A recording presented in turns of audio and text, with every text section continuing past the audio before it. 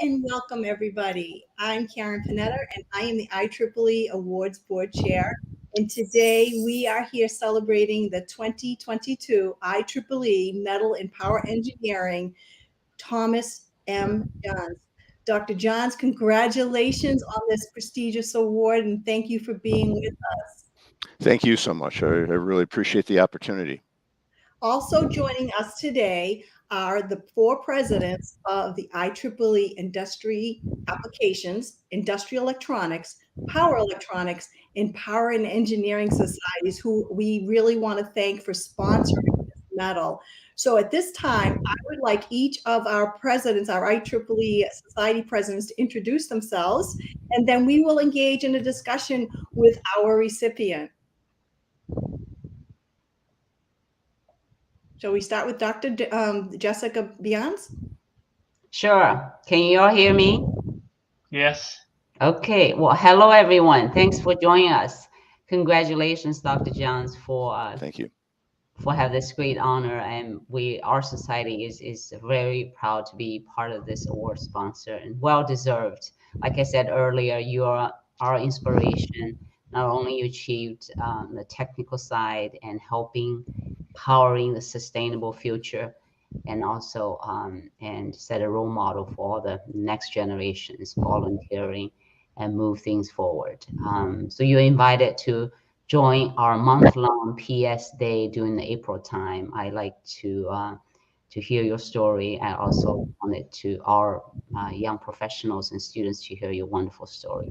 Thank you. Thank you. Dr. Lee? Hi, good morning, everybody. Welcome to join this award ceremony. And then congratulations, Dr. Jahns, for this prestigious award. And I'm glad to know you are a long-time IAS members. And during the conversation, we understand at that time, we did not have the term carbon footprint or carbon emission reduction. However, your work is basically in the right direction. And you're really a true pioneer in this field. Congratulations for this award, and you are well deserved. Thank you so much. That's great. Dr. Chang? Hi, Tom. On behalf of the Power Electronics Society, I'd like to extend our congratulations to you for your tremendous achievement in the technical field of permanent magnet machines and drives.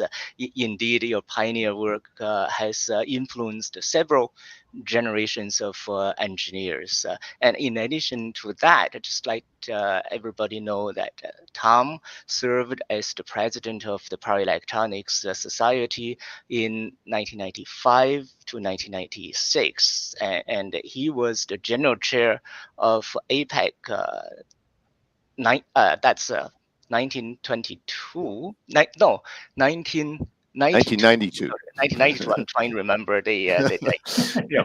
And I really appreciate all your voluntary services and leadership in the IEEE community. And our last society president, Dr. Malinowski. Yeah, thank you very much. I'm really glad that the Industrial Electronics Society can be a part of this award. So congratulations. We are very glad that you get this award, fully deserved, for your pioneering work in permanent magnet and the machines and the drives. We know exactly how those motors are used now in many of the applications. So thank you very much for your hard work and for your achievements in this field. Thank you very much. And I want to thank all of you for making this award possible, sponsoring it, and for all the work that each of you I know are investing in your roles as president, having once served in that role myself. So it's a real honor to be here with you today. So today we're going to engage in a conversation among friends. And for those of you that are out there watching, please feel free to put in your question. So that if you have a question for Dr. Jahns, we're here. So I'm going to start out, Dr. Jahns, but we heard about the carbon footprint. Now, when you started out developing your magnets, did you even think about carbon footprint? Did you know that this was going to have the impact that it has on the world? Like so many inventions and developments, when they're first young, even the inventor really doesn't understand what the impact might be. The issue of concern about burning fossil fuels and the limited availability and its impact on pollution more generally was something that was understood, and there were, as some of you in the audience I'm sure are aware, going back to the 1970s when I was just a young engineer myself, there were some individuals who were shouting as loud as they could about climate change, although that was not a dominant theme at that time. It really was more focused on the general concerns about the impact of pollution coming from the burning of petroleum and the fact that it was a limited resource. But it was taken very seriously by a number of environmentalists. This was in the days when Earth Day was first being developed. I mean, so it certainly was in the air, a lot of concern about the environment and the negative impact that carbon was burning carbon fuels had on it. And so I was part of that. I got excited and motivated by the fact that energy was then and always will be play a critical role of in our lives, but nevertheless that the fuel that we were so dependent on at that time and still are today was a limited resource that had, even at that time, understood very negative impacts. So that was a driving force that helped to excite me and draw me into the field of power engineering more generally, and power electronics and electric machines more specifically.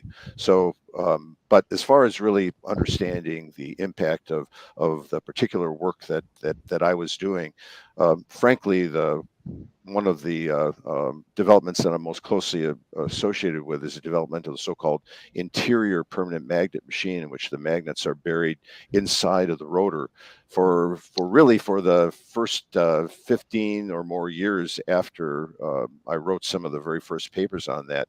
It really was a very niche kind of backwater kind of development. I mean, there were some who saw some some advantages of it, but generally it was considered to be kind of a niche, almost academic kind of development. But then things took an unexpected turn when Toyota introduced their Prius back. It's hard to believe, but that is now well over 25 years ago and more now. And lo and behold, I mean, this is only for those that working in the field. It turns out that it had not one but two permanent magnet machines in it, but they were in fact interior permanent magnet machines. So that really was a kind of a lightning bolt, because until that time, as I say, the interior PM machine was not very much used and really wasn't taken that seriously. But that was like a wake-up call that there's something about this machine that apparently attracted Toyota to use it. I mean, I was certainly enthusiastic about it, was overjoyed to see that development, and that really was the trigger that led to an incredible expansion of it, to the point that now the large majority of passenger-based electric vehicles, both hybrid and battery electric, use some form of interior permanent magnet machine. And I could have never have guessed or imagined that was going to happen, even though I saw the promise of that. It's really not something that you can predict, or I could claim that I personally implemented myself, but I certainly did everything I could at the time to help introduce the world to what this class of machine and what it could do. So it was exciting, and certainly in retrospect, to have the opportunity at the very formative stages when it was still kind of a specialty kind of development, and then continuing it now where it's really much so kind of the mainstream, the kind of the incumbent technology that's used in a large swath of the electric vehicles that are out there, even not only passenger vehicles, but particularly focused in that arena.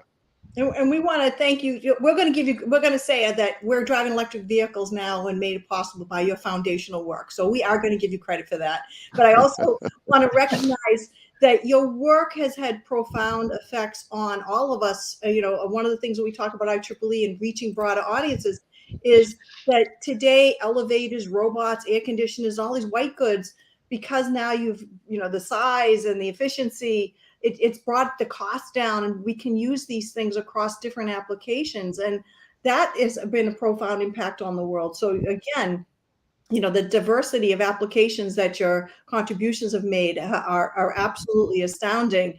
I have to ask, what, as a student, or what was your career path? And did you just jump into this? What even attracted you to magnets? I'll excuse the pun there. Opposite poles attract. So, Okay. I did not start out my career seeking out magnets. Like I think for a lot of our careers, it's at times it almost seems like a little bit of a random walk. And I will tell an anecdote because I actually. In my earliest days, and this will again kind of date when I first came of age, I was on a path. I wanted to become a nuclear engineer. I mean, that was at that time was the technology that was really going to change the world. And the comment about nuclear energy being so inexpensive that utilities wouldn't even have to have meters to meter. It'd be so inexpensive. It's hard to imagine that day, but that was the enthusiasm in the air. And I certainly was caught up in that as a teenager when I was first starting to think about what I wanted to do with my own life and my own career. I knew that I was interested in engineering, but it was actually nuclear engineering that first appealed to me. But then, making a long story short, when I was during my undergraduate years at MIT, I was fortunate enough to get into a co-op program. And I want to put in a pitch in for generally the idea of internships and co-op programs, because it was certainly a life-changing event for me. I mean, I had never, up to that point, had the opportunity to work in industry at all, much less an industrial R&D environment, because I was given the opportunity to have this co-op at what that time was called GE Corporate R&D. It's now GE Global Research in upstate New York, in Niskayuna, New York. And when I first arrived there, as this was after my sophomore year, they kind of said, "Hey, go over and work over in this group." And lo and behold, that group was working in power electronics, and it's like the rest was history, because little did I know at that time that I would just kind of fall in love with that technology. It was very early in its history at that time. It's just the first generation of devices were available. We're just starting to make the transition in those days from thyristors to very early bipolar power transistors, which was an exciting development at that time, and now is considered to be primitive and only talked about almost in the history books. But at that time, it was exciting to see what the prospects were and what some of my peers were, because I really had the good fortune of being surrounded by some of the real pioneers in the field of power electronics at that time. Some of you who are in the field will recognize names like Bill McMurray and Fred Turnbull, Tom Lippo, who I had the opportunity of first meeting when he was young and early in his career working at GE. And at that time, I had no idea who these people were or what their backgrounds were. But over time, it didn't take that long before I began to really appreciate just how fortunate I was to be in their midst. And so that was truly a formative time for me. And it was through that path that I eventually was introduced to electric machines. There's one name I'd like to bring up, and because his name still lives on today as an award that's made annually through the Industry Application Society, and that's Gerald Kleiman, who really was an incredible inventor in terms of his contributions technically, but just an incredible person. And I had the good fortune of working closely with him. And I really give him credit for playing a major role in helping to introduce me to permanent magnet machines and introduce me to the concept of interior PM machines, because I take no credit for being the quote unquote inventor of the concept of an interior PM machine. but there are key people who, who introduce you to concepts, and you don't realize it at the time. But in retrospect, I mean, those are really landmark events in one's career. And certainly I was fortunate enough to be in the presence of and stand on those shoulders of giants that really make such a difference in all our lives, given that kind of opportunity. Wow, I heard a lot of mentorship in there and access to a lot of great people. So speaking of great people, we have our IEEE presidents here that are experts in your field. So I'm going to open it up to them for some questions at this time. Yeah, maybe Tom, I can jump on for the first question from the presidents, from Liu Chen. We all observed that you made revolution advances in the technologies, including the interior magnetic machines, the integrated drive systems.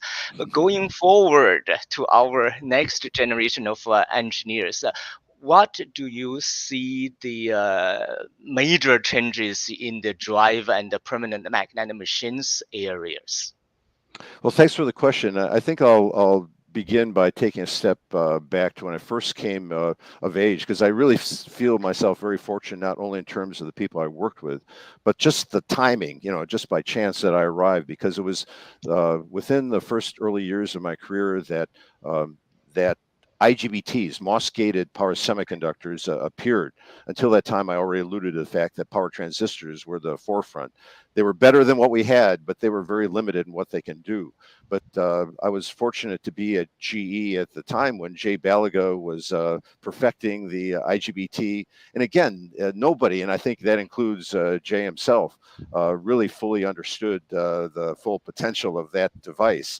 But we knew it was important, and we knew that it had a important future. We just didn't understand how much. But the point that I'm making is that there were really three key developments. It was new advances in the magnets themselves, in particular the invention of development of neodymium iron boron magnets, the development of modern generations of digital signal processors, which allowed real-time digital control, and then also the advent of these MOS-gated the semiconductors. Is really the combination of those three threads that really opened the door to not only the development of the interior PM machine as a motor, but then to combine it with the controls and the electronics. It was really those three ingredients that were exciting to bring together, and that's where I was very pleased to be able to make some contributions myself.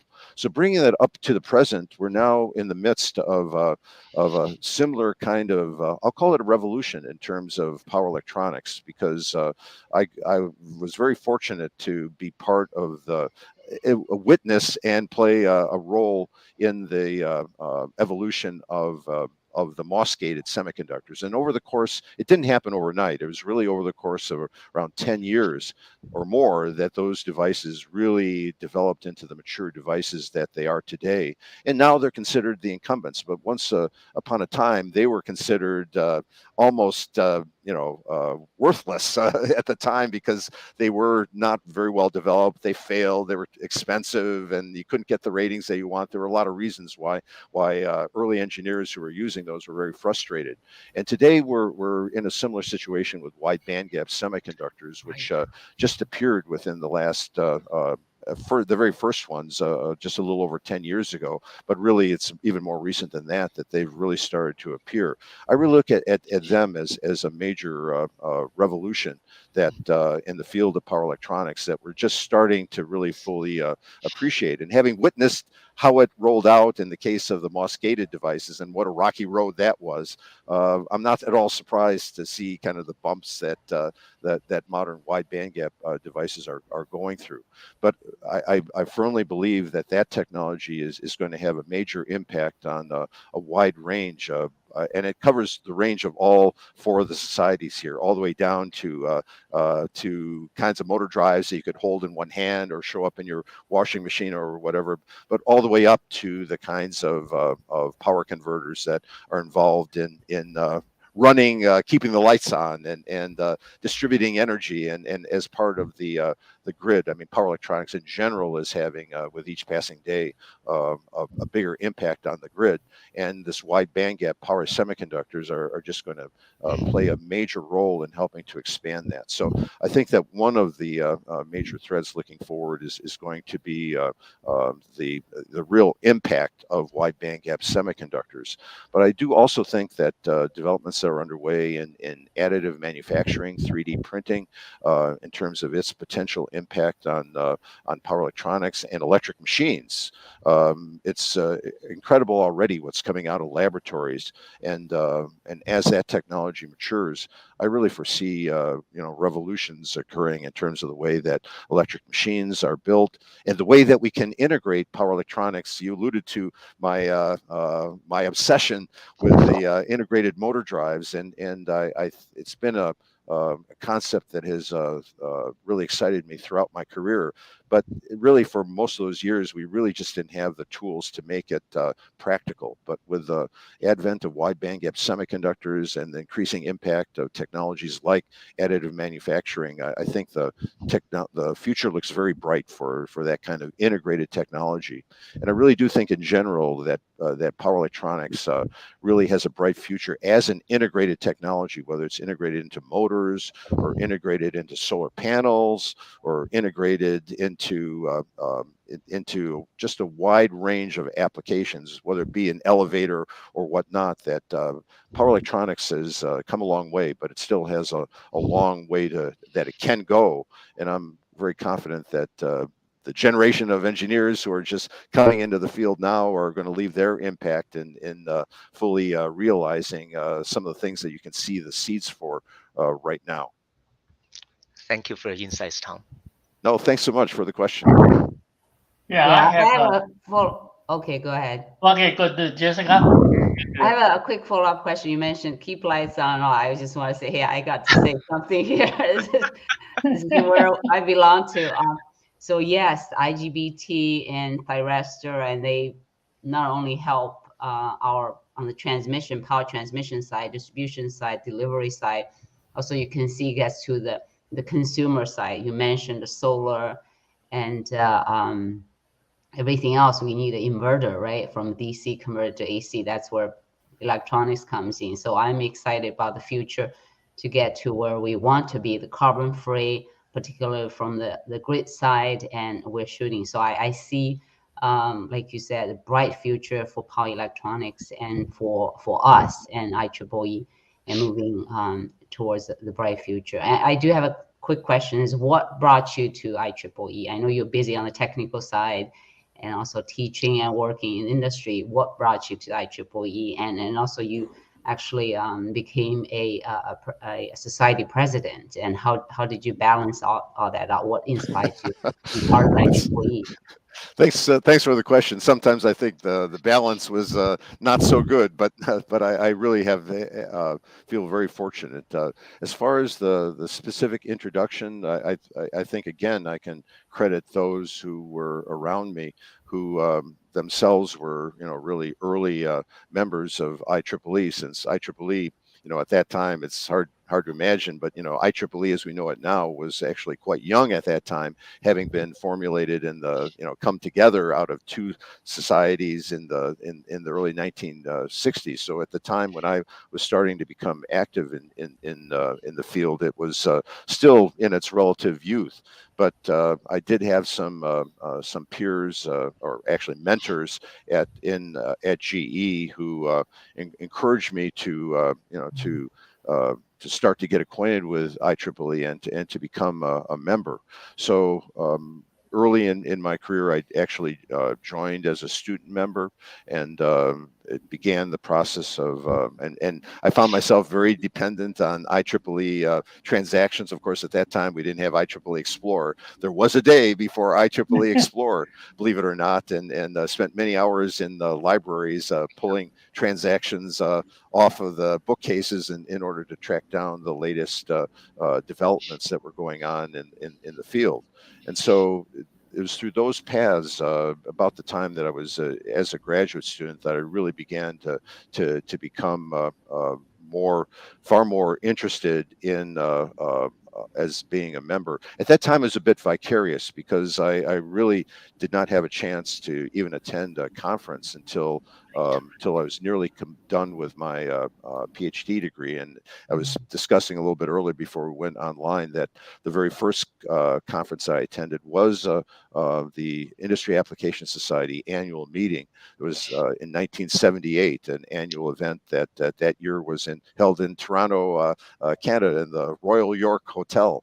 And it was a very memorable experience for me. And it was the introduction to some of the mentors who, these gods. I had read their papers and I really admired them. And now I had a chance to actually meet them and interact with them. And it was such an exciting event. I learned that there was such a thing as technical committees that the societies had, and became a member, particularly of the Industrial Drives Committee, not surprisingly in light of my interest, but also the Industrial Power Converter Committee, and was encouraged over time. Again, I thank some of the officers at that time for the nurturing environment they created in terms of encouraging me to get involved. Of course, they were looking for young volunteers to get involved, to assist with editorial activities and whatnot, but they opened the door for me to start to get involved in assisting with conferences, and eventually I did get into the rotation as the secretary of the Industrial Drives Committee, which eventually evolved into a leadership role of that committee. And and I just got so much satisfaction out of the people I was meeting and the people I was interacting with and the things I was learning, that it was clear that this was an important path for me. And I encourage anybody who's listening who has any doubts about that to really consider IEEE to be an incredibly valuable resource in your career development. It certainly was for me, and I don't regret a moment of the time that I spent with it in terms of the people I met and the things that I learned during that time and since then. And so it was through that kind of pathway that I eventually got sucked in further and further into leadership responsibilities, and it was an exciting opportunity to play a role. And it eventually, as suggested, culminated in my really honor of being able to serve as one of the early presidents of the Power Electronics Society, and then eventually as one of the representatives who served on division directors who served on the IEEE board of directors. And it was just incredible world of people that I was introduced to at that time. And it was exciting to have a chance to witness that and to play a small role in helping IEEE grow at that time in the late 1990s and early 2000s in particular, when I was serving in those roles. So thanks for the question. Hi, Tom. Great to know that the IAS annual meeting is your first IEEE conference that you. Oh, yes. It was an important part for about 20 plus years between 1978. It wasn't quite 20 years between 1978 and 1995. Over that period, I was a loyal attendee at that conference every year. And as you know, I mean, after that, a major part of the IAS annual meeting at that time made up of a lot of power engineering combined with the Power Electronics Specialist Conference, PESC, and turned into ECCE, which really has many of the features and more that came out of those early years of that, at least for me, of attending the IS annual meeting. So yeah, no, I still have many fond memories of having attended those conferences and the people I met, and it's played a very important role in my professional life.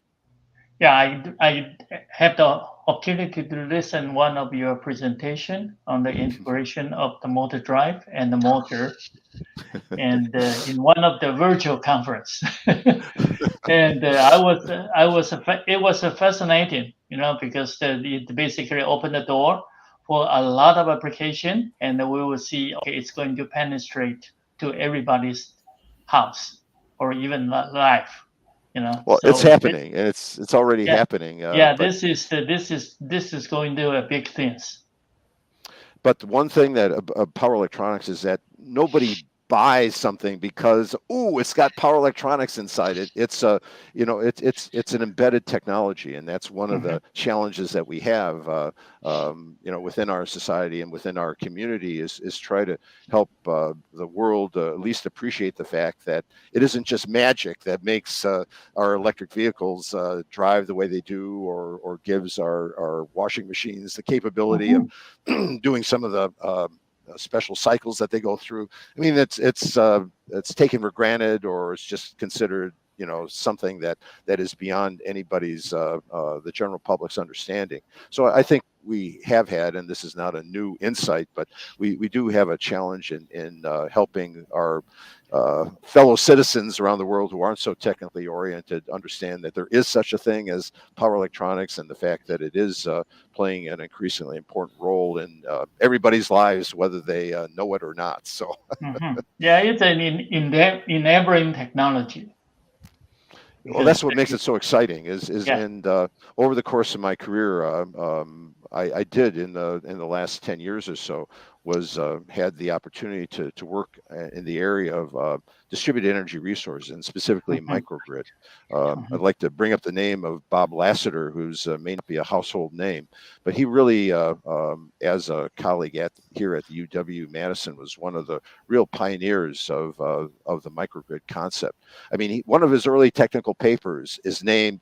The title is Microgrids, not microgrids in this application or that application. It was microgrids, and at that time, in the early 2000s, even not that long ago, was considered to be almost a heretical, or at least almost nonsensical kind of thing to do. It had a lot of detractors at that stage because it so kind of ran counter to the model. But here we are today, where it's becoming not quite a household word, but it's getting to the point where you can find it in the common press, and even legislators in some cases are getting involved in doing things involving microgrids. So who could have guessed it? But it's been exciting to have had a chance to play a role in some of the developments that are going on in that field as well. I mean, as I say, power electronics is just filled with exciting opportunities of new things that really can have a major impact on the world that we live in, and for the better in terms of sustainability, and ultimately to helping to deal with major, huge issues associated with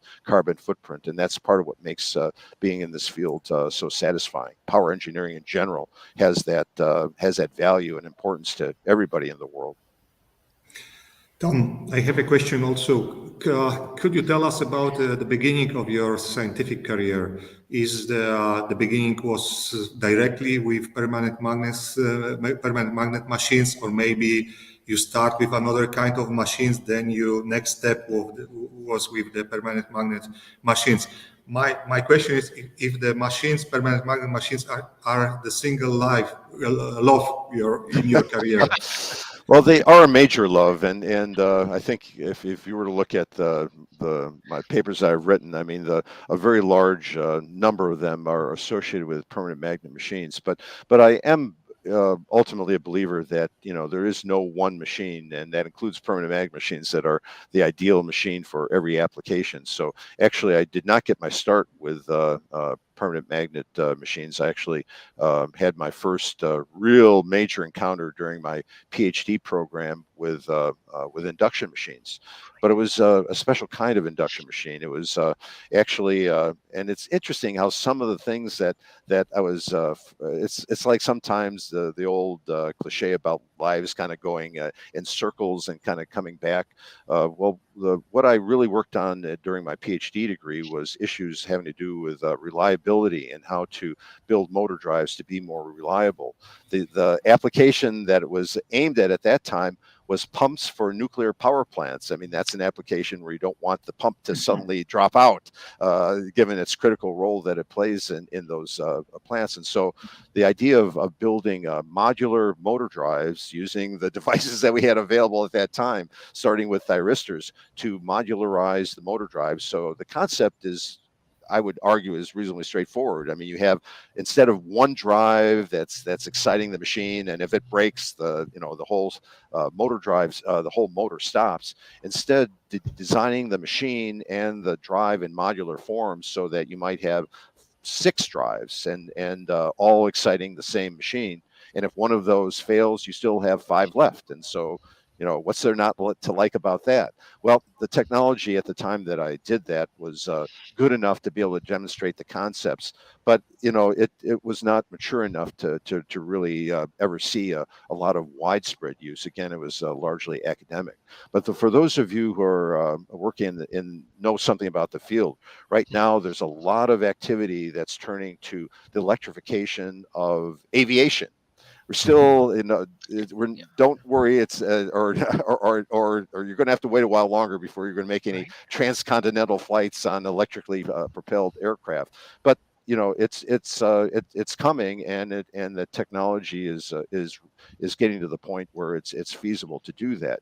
The reason I'm bringing that up is that if there's any application where reliability is important, aerospace and aircraft are probably the kind of the postcard signature kind of application where that's critical. And so it's interesting that a lot of the work that was part of my PhD degree is now showing up. At least some of the basic concepts in terms of the modularity are now taking on a renewed importance and significance as we try to figure out not only how we can make these machine drives so small and light, which is critical, but at the same time, they have to be incredibly reliable. And I'm not just talking about a few years.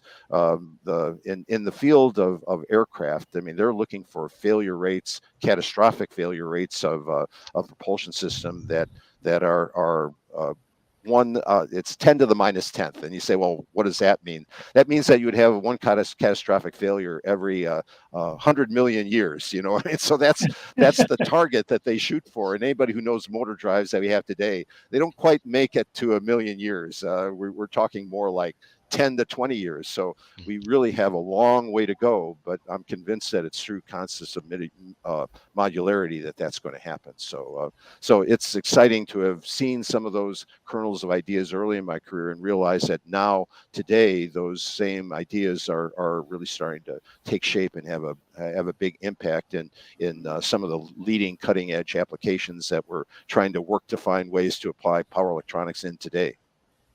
Thank you. Well, we've reached the end of our time, and we'd love to keep going. And hopefully we'll get to ask you some more questions, Dr. Jahns, when we meet you in San Diego at our Dixon Honor Ceremony. I would like to, at this time, thank our IEEE Society presidents from the Industry Applications, Industrial Electronics, Power Electronics, and Power and Energy Societies. Thank you so much for making this medal possible. And Dr. Jahns, congratulations, and thank you for all your contributions. It is such an honor to have you with us, and thank you for being with us here today. Thank you so much. And I, again, would like to thank all the 4 presidents and their societies for making this award possible. It's a humbling experience to receive it. I'm just so grateful to have this opportunity to participate in this event. So thanks again. Thank you. Thank you. Thank you.